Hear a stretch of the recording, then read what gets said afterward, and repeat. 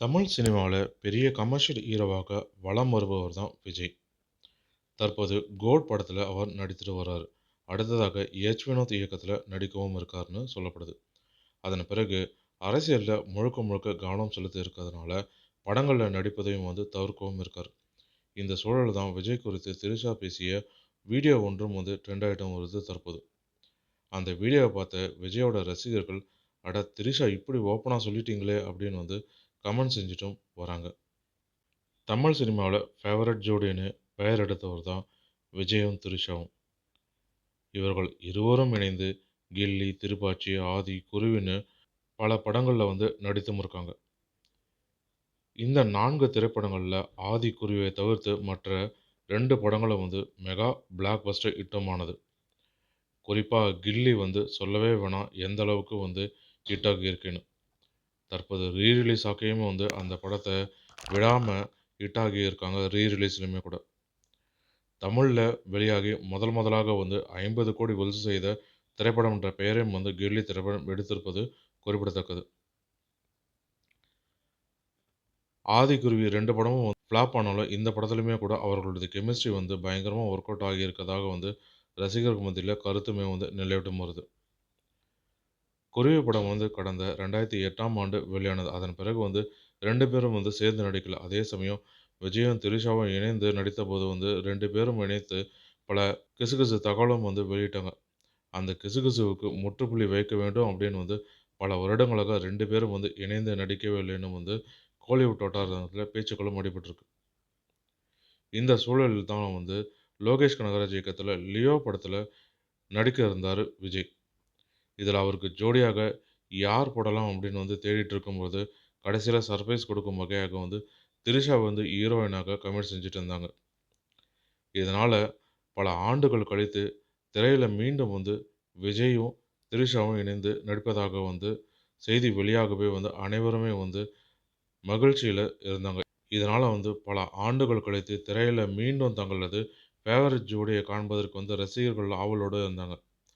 அவரது எதிர்பார்ப்புக்கு ஏற்ப போல 2 பேருமோட கெமிஸ்ட்ரியும் பக்காவாக ஒர்க் அவுட் ஆகியிருந்தது லியோ திரைப்படத்தில்.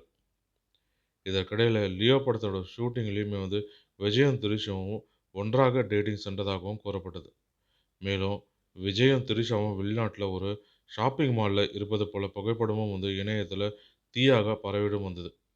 இது அனைத்தும் வதந்தின்னு பின்னர் ஒரு செய்தியும் வெளியிட்டாங்க. இது எல்லாமே வதந்தின்னு பின்னர் தெரிய வந்தது. விஜய் தற்போது கோட் படத்தில் நடித்து வருகிறார். அந்த படத்தில் ஒரு பாடலுக்கு திரிஷா நடனம் ஆடப் போவதாகவும் சொல்லப்படுது. இந்த நிலையில் விஜய் குறித்து திரிஷா அளித்த ஒரு பேட்டி சமூக வலைதளங்களில் தற்போது ட்ரெண்ட் ஆகிட்டும் வருது. அந்த பேட்டியில் அவர் என்ன பேசியிருக்காருன்னா, ஷூட்டிங் இடைவேளையில் விஜய் பெரும்பாலும் அமைதியாகவே இருப்பார். அவர் அப்படி தான் யாரிடமே பேசவும் மாட்டார். ஷூட்டிங் முடிந்தால் போதும் ஒரு சேரை எடுத்து போட்டுட்டு சுவருக்கு பக்கத்தில் அமைதியாக பார்த்துட்டு இருப்பார். சில சமயம் அவர் அமைதியாக இருக்கும்போது அதை பார்த்தாலே ஏதோ நாம் தான் தவறு செய்து விட்டோமோ அப்படின்னு எண்ணவும் கூடும். அவரது அந்த அமைதி தான் எனக்கு சுத்தமாகவே பிடிக்கவே பிடிக்காதுன்னு அந்த பேட்டியில் அவர் பேசியது தற்போது மீண்டும் அந்த பேட்டி ட்ரெண்டிங்காக பரவிட்டு இருக்கு இணையதளங்களில். விஜய் எப்பொழுதுமே அமைதியானவர், யாரிடமும் பேச மாட்டார். எந்த கேள்வி கேட்டாலுமே ஒரே வார்த்தையில் பதில் சொல்வார்ன்றது அனைவருக்குமே தெரிந்த விஷயந்தான். ஆனால் இதையெல்லாம் அடித்து நொறுக்கும் வகையில் இதையெல்லாம் மாற்றும் விதமாக தற்பொழுது ஒரு சில நிகழ்ச்சிகளில் சில வருடங்களாகவே பார்த்திங்கன்னா, குறிப்பாக 2 வருடங்களாக போன வருடத்துலேருந்தே பார்த்திங்கன்னா நிறைய மாற்றங்கள் தெரிகிறது.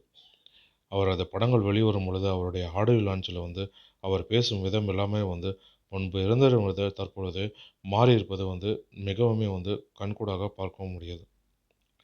அவர் அவ்வளோ ஜாலியாக ரசிகர்களோடு கலந்துரையாடுவது அவரது ரசிகர்களுக்கு மிகவுமே சந்தோஷமாகவும் இருக்குது. விஜய் இது போலவே எப்பொழுதுமே ஜாலியாக சந்தோஷமாக இருக்கணும்னும் எல்லாரிடமும் ஜாலியாக பேசி அரட்டடிக்கணும்னு அவரது ரசிகர்களுமே விரும்புகிறாங்க. மேலும் இது போன்ற தமிழ் சினிமா தொடர்பான சுவாரஸ்யமான தகவல்களுக்கு ஆர்என் தமிழ் சினி கலாட்டா யூடியூப் சேனலை பார்க்கவும். நன்றி, வணக்கம்.